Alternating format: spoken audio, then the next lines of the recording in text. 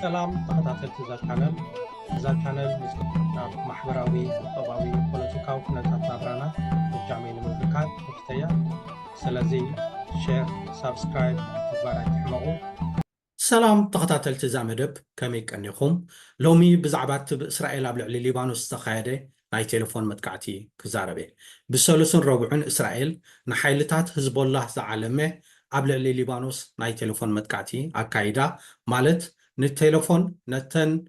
ليبانوساويان حيزم من زنبرو تليفون كوم بومبا تطقيمة عبر سيم فنجراتن مالتي قدم بزعبا زم الزرابي ويكا اسو انتاي تصلوا خمصين اب عالمي لم الزرابي التخونتات ويتنا باسرائيل زلو خونتات بمنتاي معبل الله ابي كونتات الله يلا قرب مئتوي كزارب مچم ابلسي ويا مونغو فلسطيمن امونغو اسرائيلن زلو غريچታት ዳርጋ ሁላትና ንፈልጦ ነነዊሕ ዓመታት ዝኸደ ገሊናውን ምስ ናይ መጽሓፍ ቅዱስ ወይ ምስ ናይ ቁርኣን ዝተሓሓዘ ስለ ዝኾነ ምስ መጨረሻ ዓለም እዩ ዝውዳእ ኢልና እንሓስቦ ኩነታት እዩ ዘሎ ግን ከምኡ እኳ እንተኾነ ወይ ትግርጭት ኣብ ዘለዎ ሃልዩ ተዛማዲ ሰላም ዝሰፍነሉ ግዜ እውን ነይሩ እዩ ሕጂ ግን ከምኡ የለን ኣብ ጥቅምቲ 7 ሓይልታት ናይ ፍልስጤም ብፍላይ ከዓ ሓማስን እሶም ዘማእክልዎም ወይ ከዓ እሶም ዝሕብሕብዎም ሓይልታት ፍልስጤምን ናብ እስራኤል ፈንጢሶም ኣትዮም ኣብቲ ዶባት ዝነበረ ማለት እዩ ንህዝቢ ቀቲሎም ህዝቢ ኣባሳቢሶም ዳርጋ 250 ዝኾኑ ሰባት ከዓ ጨውዮም ወሲዶም እዚ ናይ 7 ጥቅምቲ ስርሒት ኣብቲ እዋን እቲ ንፍልስጤማውያን ከም ሓደ ዘይከኣል ነገር ዝገበሩ ንእሽተይ ዓወት ዝረኸቡ መሲልዎም እዩ ክትሪኦ ከለኻ እውን ዳርጋ 1200 ዝኾኑ ሰባት ቀቲሎም 250 ዝኾኑ እስራኤላውያን ከዓ ጨውዮም ወሲዶም ካብቲ ዶባት ማለት እዩ እዚ ኩነታት እዚ ግን ከም ርዱእ ማለት እዩ ኣብ ርእሲ ፍልስጤማውያን ዳርጋ ሓርቆት ናይ እስራኤል እዩ ኣውሪዱ እስራኤል ንፍልስጤም ዳርጋ ብፍላይ ከዓ ንጋዛ ዳርጋ ዓንያታ ይኽበሃል ከኣል ካብ ጥቅምቲ 7 ክሳብ ሕጂ ከባቢ 40,000 ዝኾኑ ፍልስጤማውያን ተቐቲሎም ኣለዉ ካብዚኦም ከዓ ዳርጋ ሓደ ሲሶ ዝኾኑ ህፃናት እዮም ማለት እዩ እዚ ኩነታት እዚ ዓለም ብዕምቀት ትዛረበሉ ዘላ ገሊኦም እውን ጀኖሳይድ ድዩ ኣይኮነን ኢሎም ዳርጋ ዝካትዕሉ ዘለው ኩነታት እዩ ማለት እዩ እስራኤል ርእሰየ ዝከላኸል ዘለኹ እያ ትብል ግን እቲ ርእሰይ ምክልኻል ዝብል ከዓ ዳርጋ ትሮቦ ሓሊፉ ህፃናት ደቂ ኣንስትዮ ኣብ ዝቕተለሉ ዘለዋ ኩነታት መፂ ስለ ዘሎ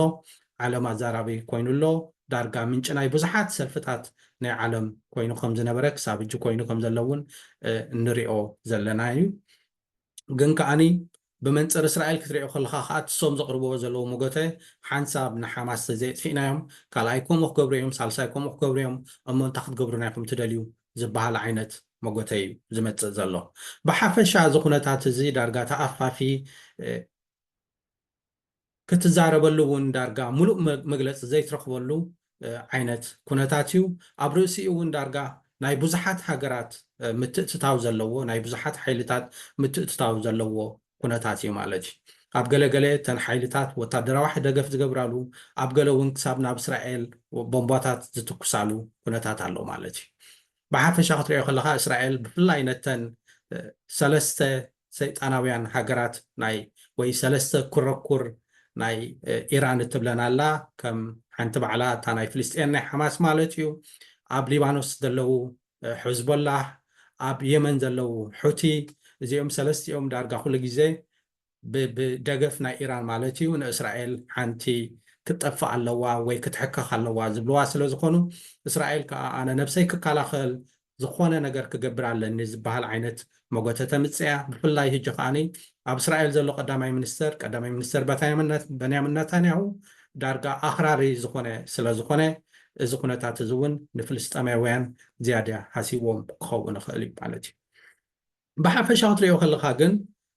እስራኤል እውን ዳርጋ ካብ ዝተፈላለየ ሃገራት ቦምባታት ይዓልባ እዩ ካብ ኢራን መፂዋ ኣሎ ካብ ሊባኖስ መፂዋ ኣሎ ካብ የመን ናይ ሑቲ ድማ መፂዋ ኣሎ የመናውያን ዳርጋ ናብ እስራኤል ሃይፐርሶኒክ ሚሳይል ይትኩስ ኣለዉ እቲ ሃይፐርሶኒክ ሚሳይል 2,000 ኪሎ ሜትር ኣብ 11 دقيق توقعيزو لإسرائيل تقعلو من الباش مستزلوا مكلاخلي كساب يجيب بزح أي تحسيتنا لا قن انتاي كم زقاتمون عين فلطقنا هجي أب كمزو خونتات نإسرائيل تبدها حيل زبها لا بتخباب زلو ناي حزب الله حيلي مالتي مخنياتو بامايت ويكال علمي تشح عطوقات سلا زلوو ميسايلات سلا زلوو حدا انكر دبلا حيلي ويدلدل دبلا حيلي سلازي نزخمي جرات بدو كل جيزي اتحسبلو كونتاتي مالتي قبل علزي حدا كابت إسرائيل كل جيزة تقبره بتناتا ناي دقت سقطة ويت موساد النبلو تحجيزا لتوم عبيت حلفت ويا أسقاط حلفت جبهالو ناي مقنص علي مالتيو كم زفلت أبز قربا جيزة ناي فلسطين ناي بوليتيكاوي مراحل زنبرة إسماعيل هانية أب إيران قتلومو أب إيران قتلوا الكات حسب بطعمي أسقائي ويك بطعمي زي كالي الكات حسبوي جنكاني أب إيران قتلومو مالتي بحفشا موساد كنريو خلنا ويزناي دقت سطانا إسرائيل حدا كابتوم سلسة سطاتاتنا إسرائيل وي ماكلاي سطاتاتنا إسرائيل تأماني زبالالو تو تدراو سطا تي شنبت زبالالو تو شتاو سطا تو موساد كأخم زبالكو تدقاو سطاي مالتي موساد نبعلو استفلاليك فالفالالو ونا وشتو كابزو استفلاليك فالفالكات حدا كشت زبال وي بإنجليش رينبو زبلو مالتي إذا رينبو كاني نتي إلكترونيكاوي مسارح زبال ويتي إلكترونيك سارفيلانس نعقو بريك زقبر نعقو زكتاتل نعقو زوادد عينت تكاليو مالتي من الباش حدا زي ناب ليبانوس زرعنا يوناي تليفون متقعتي ويزي بيجر اكسبلوشن زبال نتن وتادراوي تليفونات ويتن ووكي توكي نعقن دارقاكم بومبايم تتقيمهم لن إذن وتعدراو مسارحي عبي انتسارحين دبهال حدا كابتي أزارابو كونتات اللو أبرئسي اون أوشت أندين نشتي بومباديوم اتيمولان وين التباتريوم كون بومبات تقيموملو زبهال أكاراخاري زخوني زارباون اللو بحرف شهر ريو خلنا جن إسرائيل نزن تليفونات تقيموم نعم بروجرام جيروم لكعكم بومبا جيروم كبابي 400 سبات قتيلوم لعل 3 شح دما أوصلهم علو إذا كنتات زي أسقائي مخنياتو نليبوناساويان معرخ نداي حمام رأس قينوهم كم زلو إذا سكفاي كونن مخنياتو كابتي كتألف زخل عينت تليفونات نابنت كم تليفون كم موبايل مالتيو كال عينت تليفونات كأوت يوم أبتو تدراوز مثل تليفونات ويزي بيجر زي وكتوكي نبلو كتقومس أني حوم نزخ حدا بكو ترخيبو ويكا أنا حدا بمنتاي جيركا بوخت قعو يخولو تباهيلو دما لكع حيزم منزنبورو عبيدهم تليفونات تتوكسن كم جتريقو زلخم كعني بزحات سبات مويتومن قوسيلومن مالتي هجي إذن تليفونات عب إسرائيل اللي انت سارحهم ديم سديدهم لهم إلكا حتى تكالن دي جن كعني إذن تليفونات عب إسرائيل يكون انت سارحين عب إسرائيل تسرحون سكو أواديدهم أوشتان بومباتيوم عداليوم بإيدو زرقيرهم سيدهم لهم كخون خوليهم سام كعني تليفونات رخيبهم ويبحسر رخيب نايلهم تطقيمهم لهم كخون خوليهم جن زين تليفونات زين عب إسرائيل يكون انت سارحين كساب الجزء اللي تصب أب تايوان هنغاري وي أب بلغاريا كابزن سلسة هجرات كاوئين تسرحين وي كاوئين كاني ناب ليبانو ساعتين زبل مرداتا يزلو زن هجرات زين جن مچم ناتن عراق إلن عبوشتو بومباتين أيصدقنين جن موساد كمي غيرو يرخيبو النزئن كمي غيرو خانت تزلي زلو ناي بومباديو عبوشتو تيلن مالت تتوقاس نغرات دينا عبوشتو تيلن وي كالق دي غيروان كمي غيري بروغرام كغيروان زبال إذا كاتعي زلو مخنياتو زن تليفونات كتكوسا خلوا كلنا بإيدهم زنبرا تليفونات بحادين تتوكسن بروغرام كوينن نيرن مالتي سلازي بحادة كتكوسا خلوا حادة استقنابر نجر نيرو إذا خاني بجنزب كفيلهم ديم غيرمو بعلم ديم غيرمو إسرائيلاويان استفلت أنا غيرلن كساب الجون إسرائيلاويان نحنا يناغيرنايو زبلو نجر يلن جن بتني عالم زلو بوليتيكا خيو خلقا من كجبرو يخليل كم حسب إسرائيلاويان هم كجبرو زخلو تبعيلو كل السب إسرائيلاويان هم غيرمو زبل رديت علو جن كل جزء إسرائيلاويان إذا خمس عينات نجر جبرو خلو أي الرجاء قصنيهم أي كحدون يوم كأني ملسين بنا ويكا نو ريسبونس يوم دبلوم عليك هجي كابز حالفنا خري أو خلنا جن انتي تسألوا خمس إذن تليفونات بار عند حرالله تليفونات تتكوس عند حرالله زينو كا وقتوكي ويكا أني وتدربين عين التليفونات زي مثلا يمكن بلن نخلينا جن نحنا خنتا يحسننا لنا بدنا زلنا تليفونات وي نتي متعيناي ወታደራዊ ግጥማት ብኸመይ ክፀልዎ ኢልካ ምርኣይ ኣገዳሲ ይመስለኒ ተቐንዲ ሎሚ ሓደ ደዛርበኒ ዘሎ ምክንያቱ ኣየርላይናት ስክፍታታት የርኢ ኣሎ ኣየርላይናት ከምዚ ዓይነት ኩነታት መፅእ እንድሕር ኣሎ ቴሌፎናት ኣብ ጅባና ሒዝናዮ ንኸይድ ቦምባ ኮይነን ኣየር ክትኩስኣ ተዘይክኢለን ወይ ክፍንጅርኣ እንተኽኢለን ከ እንታይ ውሕስነት ኣለና ብዝብል ኩነታት ይመፃ ስለ ዘለዋ እዩ እዚ ናይ ኤርፖርት ስካን ዝገብር ዝኾነ ነገር ከይህልወካ ብረት ከይህልወካ ቦምባ ከይህልወካ ነዚ ከምዚ ዓይነት ነገራት ከይከላኸሎ ድዩ ዝበሃል ሕቶ እውን ዓብ ሕቶ ኮይኑ ኣሎ ከም ንፈልጦ እዚ 911 ቅድሚ ቁሩብ መዓልታት መበል ክንደይ ዓመቱ ዘብዓለ ኣብ ኣሜሪካ ብቴሮሪስት ወይ ከዓ ብግብረ ሽበራውያን ዝተኻየደ ናይ 911 ዝበሃል ናይ ኒውዮርክ መጥቃዕቲ ኣየር እዮም ጨውዮም ኣብቲ ህንፃ ጋጭዮሞን ማለት እዩ ግን ነፍሲ ወከፍ ሓደ ሰብ ኣብ ኣየር ኣትዩ ቴሌፎን ሒዙ ኣትዩ ነታ ቴሌፎኑ ፕሮግራም ኮይና ክትወርድ ከላ እታ ኣየር ወይ ክድሂብ ከላ እታ ኣየር ወይ ኣብታ ኣየር ክትብገስ ከላ እንድሕር ተፈንጂሩ እንታይ ውሕስነት ኣለና ዝበሃል ሕቶታት ይመፅእ ኣሎ ክሳብ እጂ ፈሊጥናዮ ዘለና ቴሌፎናት ንሰርቬይለንስ ወይ ከዓኒ ንስለያ ከም ዝጥቀምሎም ፍሉጥ እዩ ዛብ ኢደይ ደላ ቴሌፎን ኩሉ ሰብ ናይ ዓዲ እንግሊዝ ስለ ዘሎ ኮነ ናይ ዓዲ እንግሊዝ ማእከላይ ፀጥታ እንድሕር ክሰምዓኒ ደልዩ ሰምዓኒ ከም ዘሎ ክርእኒ እንድሕር ደልዩ ርእየኒ ከም ዘሎ ርዱእ ገይረ እዩ ዝወስዶ ምክንያቱ ሃገራት ንቴሌፎናት ክቆፃፀርዎን እዩ ኣሽንኳይን ቴሌፎናት ምቁፅፃርሲ ኣነ ክዛረብ ከለኹ ሕጂ ብዛዕባ ዝዛረቡ ዘለኹ ኣብ ቴሌፎነይስ ኣድቨርታይዝመንት ክመፀኒ እዩ እኳ ዳ እዚ ናይ ወታደራዊ ነገር ስለ ዝኾነ ይመፀነኒ እምበር ብዛዕባ ናይ ቢዝነስ ነይሩ ተዝኸውን ሲ ኣብ ቴሌፎነይስ ኣድቨርታይዝመንት መፀኒ ሰርች እንድሕር ገይሮሞ ርዱእ እንድዩ ኣብ ከሎት ፕሮግራም ስለ ዝኾነ ይመፀካ እንድዩ እንድሕር ተዛሪብካስ ሓንሳብ እዩ ንመፀካ ይገርመካ እዩ ሕጂ ቴሌፎን ማዕረ ክንደይ ተጠላፊት ወይ ከዓ ማዕረ ክንደይ ነቲ ናትና ፕራይቨሲ ኣጥፊኣቶ ከም ዘላ ወቲ ናትና ባሕታውነት ኣጥፊኣቶ ከም ዘላ ርዱእ እዩ ማለት እዩ እዚ ሴብ ቴክስት ዝገብረልካ ኣንሕና ንሪኦ ገለመለ እዚ ግረፍዎ እዚ ቀሊል ነገር እዩ ግን ቴሌፎን ኣብ ገዛና እንታይ ከም ዘሎ እንታይ ግበር ከም ዘሎ መንግስቲ ክፀናፀኖ እንድሕር ዘልዩ እዚ ርዱእ ነገር እዩ ካብኡ ሓሊፉ ግን ሕጂ ቡምባ ትኸውን ኣላ ማለት እዩ ትፍንጀር ኣላ ቡምባ እንድሕር ኮይና ከዓ ከምዚ ዝብልኩካ ወይ ከምዚ ዝብሎ ዘለኹ ንብዙሕ ነገራት ኣብ ስጋት ትሕድር ኣላ ማለት እዩ ምዚ ሕጂ ዘለናይ ዓለማዊ ኩነታት ግብረ ሽበራውያን መገድታት ዝደልይሉ ዘለዉ ንብዙሓት ሃገራት ከጥቅዑ ብዙሓት ህዝብታት ከጥቅዑ ንብዙሓት ምዕባለታት ከጥቅዑ እዚ ከዓ ሓደ ቀንዲ ዕላማ ይገብራን ቴሌፎን ማለት እዩ ሕጂ ብሓፈሻ ክንሪኦ ከለና እዚ ናብ ሊባኖስ ዘጋጠመ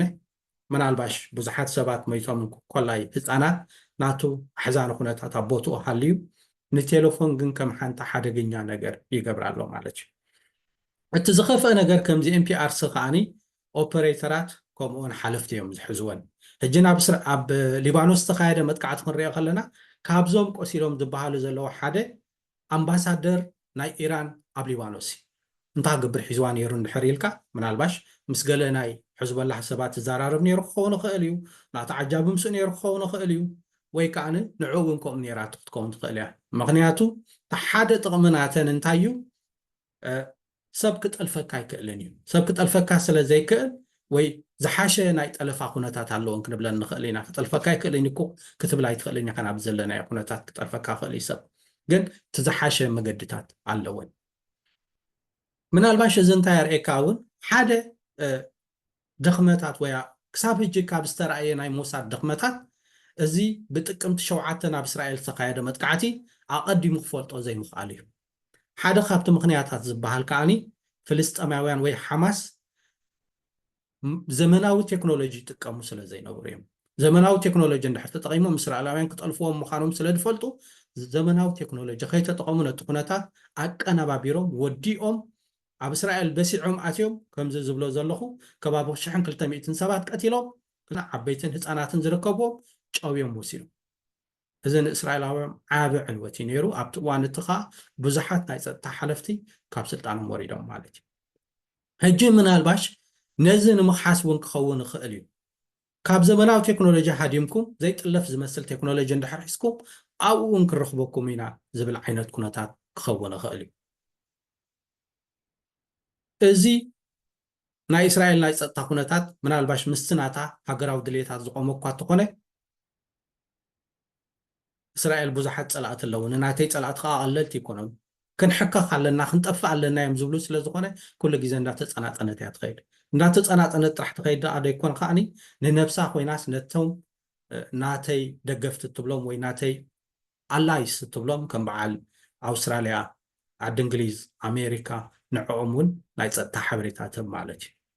ኣብ ደገ ሰባት ክትቀትል ተደልያካ ኣብ ደገ ሰባት ከይዳ ትቐትል እዚ ዓበ ሓያል ናይ ፀጥታ ኩነታት ናታ ናይ ውሽጣዊ ፀጥታ ወታደራዊ ፀጥታ ናይ ደገ ፀጥታ ወይ ናይ ሞሳድ ነዚ ኣብ ጥቅምቲ 7 ዝተካየደ ኣብ እስራኤላውያን ዝወረደ ኩነታት ክከላኸሎ ግን ኣይከኣለን ምናልባሽ ካብኡ ተማሂሩ ክኸውን ይኽእል ሕጂ ነገራት ኣብ ዘይደለ ከይበፅሐ ከሎ ቀዲምካ ክግታእ ኣለዎ ዝብል ኩነታት ትፈጠር ክትህሉ ትኽእል እያ ብሓፈሻ እዚ ኩነታት እዚ ናበይ ይኸይድ ኣሎ ኢልካ ክትሪኦ ኣገዳሲ እዩ ግን ቴሌፎን ማዕረ ክንደይ ኣስጋዒት ትኸውን ከም ዘላ ብሓፈሻ ከዓ ዘመናዊ ቴክኖሎጂ ማዕረ ክንደይ ኣስጋዒ ክኸውን ከም ዘሎ ንሪኦ ዘለና ኢና ምናልባሽ እዚ ኣርቲፊሻል ኢንተሊጀንስ ወይ AI ዝበሃል ይመፅእ ኣሎ እዚ እውን ናቱ ዝኾነ ስክፍታታት ሒዙ ይመፅእ ኣሎ ኣብ ስራሕ ማለት ብዙሕ ስራሕ ብኡ ክትካእ እዩ ክሳብ ሕጂ ክትካእ ጀሚሩ ኣሎ ኣብ ዓበይቲ ሾፓስ ርኢናዮ ኣለና ሎሚ ካሸራት ዝነበሩ ካሸራት ኣብኡ ከሎ ባዕልካ ከፊልካ ትወፀሉ ኩነታት ኮይኑ ኣሎ ካሸራ የድልየካን እዩ ምክንያቱ ስካን ጌርካ ኣብኣ ከፊልካ ትኸይድ ሓደ ካብኡ እዚ ብዝነኣሰ ነገር ማለት እዩ ክንደይ ሰባት ካብ ስራሕ ወፂኦም ኣለዎ ማለት እዩ ንዕኡ ናይ ሓደ 4 ሰባት ዝሕዝዎ ዝነበሩ ክልተ ባዕለን ክኽፍላ ዝኽእላ ባዕለን ስካን ክገብራ ዝኽእላ ቴክኖሎጂ ይገብሩ ኣለዋ ማለት እዩ ሕጂ እዚ ኩነታት እዚ ብዙሕ ፅልዋ ከም ዘለዎ ዘካትዓ ኣይኮነን ብሕልፊ ከዓ ኣብቲ ወታደራዊ ኩነታት እንታይ ፅልዋታት ይመፅእ ከም ዘሎ ከዓ ንሪኦ ኣለና እዚ ፅልዋ እዚ ከዓ ካብ ወታደራዊ ኩነታት ሓሊፉ ንሲቪል ከማን ይፀሉ ኣሎ ማለት እዩ ንሲቪል ይፀሉ ኣሎ ክብል ከለኹ ምናልባሽ ኣየርላይናት ብዘይ ቴሌፎን ኢኹም ትገሹ ቴሌፎን ድበሃል ኣየድልን እዩ እንድሕር ኢለ ቴሌፎንካ ገዲፍካ እንተገሽካ ምናልባሽ ኣብቲ ዝኣትኻላ ዓዲ ሓድሽ ቴሌፎን ክገዝእ ትግደድ ኢኻ ማለት እዩ ከምኡ ጌርካ ኸ ይኸውን ድዩ ድበሃል ሕቶ ይመፅእ እዩ ግን ከዓኒ ሓድሽ ቴክኖሎጂ ንዕኡ ከርኢ ዝኽእል እውን ክመፅእ እዩ ዝበሃል ክንዛረብ ንኽእል ኢና ምክንያቱ ቴሌፎን ከም ቦምባ እንትኸውን እንድሕር ኣላ እተን ኣብ ኤርፖርት ስካን ዝገብራ ንዕኡ እውን ኣይደንቲፋይ ክገብሩ እየን ኢልና ተስፋ ክንገብር ንኽእል ኢና ብሓፈሻ ግን እቲ ዞባ እቲ ናይ እስራኤልን ናይ ፍልስጤምን ዞባ ናይ ግጭት ዞባ እዩ እስራኤል ከዓኒ ንዘለዋ ቴክኖሎጂ ኩሉ ቴክኖሎጂ ከመይ ጌራ ፀላእታ ምድኻም ተውዕለላ ኣብ ገለ ኩነታት ከዓ ካብቲ ዝግባኣን ላዕሊ ኸይዳ ክሳብ ብዙሓት ሰባት ይሃልቅ ኣለዎ ማለት እዩ እዚ ናይ ፍልስጤም ነገር ንሪኦ ዘለና ኣሰካፍን ኣስጋእን ንወዲ ሰብ ናብርኡ ዘፀላ ዓይነት ኩነታት እዩ ሰላም ክሰፍኖም ከዓ ተስፋ ንገብር ምናልባሽ ሓደ ብዝኸይጠቐስክዎ ክሓልፍ ዘይደሊ ሓድሽ ዝመፅእ ዘሎ ዜና እንድሕር ኣሎ እስራኤላውያን ስደተኛታት ኣብ ወታደራዊ ኩነታት ክቆፅሩ ይጓየዩ ኣለዉ ዝበሃል ሓድሽ ዜና ይመፅእ ኣሎ እዞም ስደተኛታት ካብ እስራኤል ዘለዉ መን እዮም እንድሕር ኢልካ ምናልባሽ ዝበዝሑ ኤርትራውያን ክኾኑ ይኽእሉ እዮም ምናልባሽ ኤርትራውያን እውን ብሕልፍቶም ደቂ ተባዕትዮ ናይ ወታደራዊ ኩነታት ልምዲ ኣለዎ ተዓሊሞም ክኾኑ ይኽእሉ እዮም ምናልባሽ እውን ኣብ ኩነታት ኣብ ኩናት ተሳቲፎም ክኾኑ ይኽእሉ እዮም ምናልባሽ እውን ኣብ ኩናት ዝሓሸ ውፅኢት ከምፅእ ይኽእሉ እዮም ድበሃል እምነት እውን ክህልዎም ይኽእል እዩ ሕጂ እቲ ዝበሃል ዘሎ እስራኤላውያን ንስደተኛታት ከም ወታደራት ከቲቦም ናይ መንበሪ ፍቃድ ክንበኩም ኢና ይብልዎም ኣለዉ ዝብል እዩ ኣዋፃኢ ዶ ይኮነን ካልእ ሕቶ እዩ ኣነ ግን ኣዋፃኢ ኢለ ይቆፅረን እየ ምክንያቱ እታ ዝዓበየት ሂወት እያ ልዕሊ ሂወት ካልእ ትርጉም የለን ካብ ኩናት ሃዲምካ ናብ ኩናት ተኣቱ እንድሕር ኮንካ እዚ ኣስጋእ ክኸውን ይኽእል እዩ ግን ገለገለ ሰብ እሞ እንታይ ይተርፈኒ ካብ ኣብዚ ዘለኽዎ ናብራ ኣብኡ ከይደ እንድሕር ካብኡ ብድሓን ወፅየ ድሓሸ ናብራ ክነብር ይኽእል እየ ዝብል ኩነታት ክፍጠር ይኽእል እዩ ምናልባሽ ማዕረ እዩ እዚ ናብ ሩስያ ንሪኦ ዘለና ማለት እዩ ሩስያ ብዙሓት ካብ ደገ ብገንዘብ ቆፂራ ኣብ ኩናት ትእትዎም ኣላ ድበሃል ኣሎ ካብ በዓል ህንዲ ካብ በዓል ገለ ሃገራት ምናልባሽ ካብ ኣፍሪቃ እውን ክህልው ይኽእሉ እዮም ሕጂ እዚ ናይ መርሰነሪ ምቁፃር ወይ ከዓ ናይ ደገ ዜጋታት ከም ወታደራት ምቁፃር እስራኤል እውን ትጅምሮ እያ ሕጂ ዝበሃል ዜና ኣሎ ተስፋ ገብር ኤርትራውያን ናብኡ ከይኣትዉ ምክንያቱ ኩናት ኩሉ ግዜ ሂወትካ ብሰላም እንዳነበርካ ወላ በቲ ዝተሓተ ናብራ ምንባር ሓይሽ ይብል ኣነ ኣብ ኩናት ካብ ምእታው እሞ ከዓ ኣብ ዘይምልከተካ ኩናት ኣብ ዘይናትካ ኩናት መንከ ክትቀትል ኢኻ إذن رئيو زلنا زبز حزمتو زلو هزانات دق أنستيهم نابو زي مقتاو تزحش خناتات يمسلني نلومي أبزخ غرفكم مسلني يغني لي سلام تخطاتلت ذا القنال محبراوي قطباوي بوليتيكاو خناتات نابرانا وجامعين مملكات مفتيا سلازي شير سبسكرايب تبارك تحمقو